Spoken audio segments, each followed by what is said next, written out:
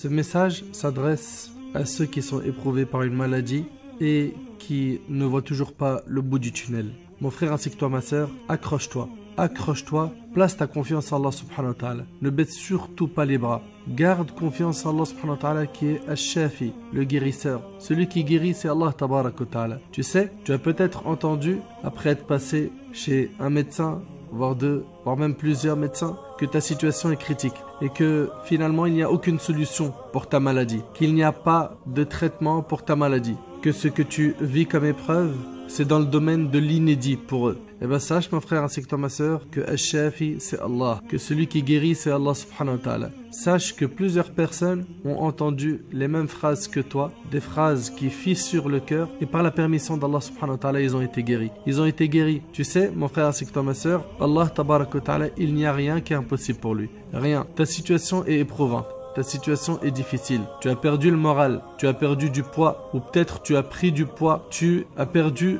énormément d'avantages au niveau de cette dunya. Mais sache que si tu t'accroches à Allah tabarak wa ta'ala, wallahi l'azim, tu seras un grand gagnant, une grande gagnante.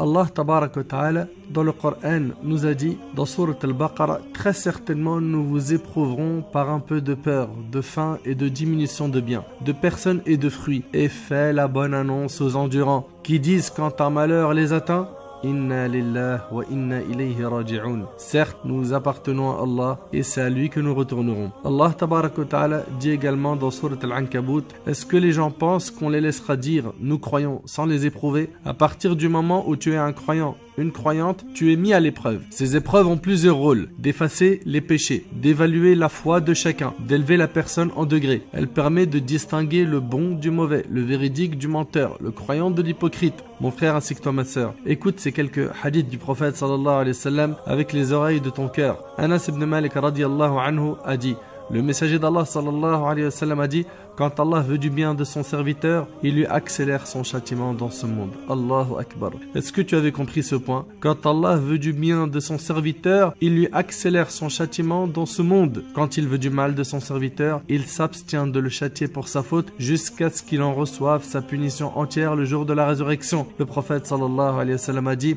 la grandeur de la récompense va de pair avec la grandeur de l'épreuve. Allah le Très-Haut, quand il aime les gens, il les éprouve. Celui qui accepte l'épreuve avec abnégation aura la satisfaction d'Allah. Et celui qui lui oppose son mécontentement, Allah sera mécontent de lui, rapporté par Tirmidhi.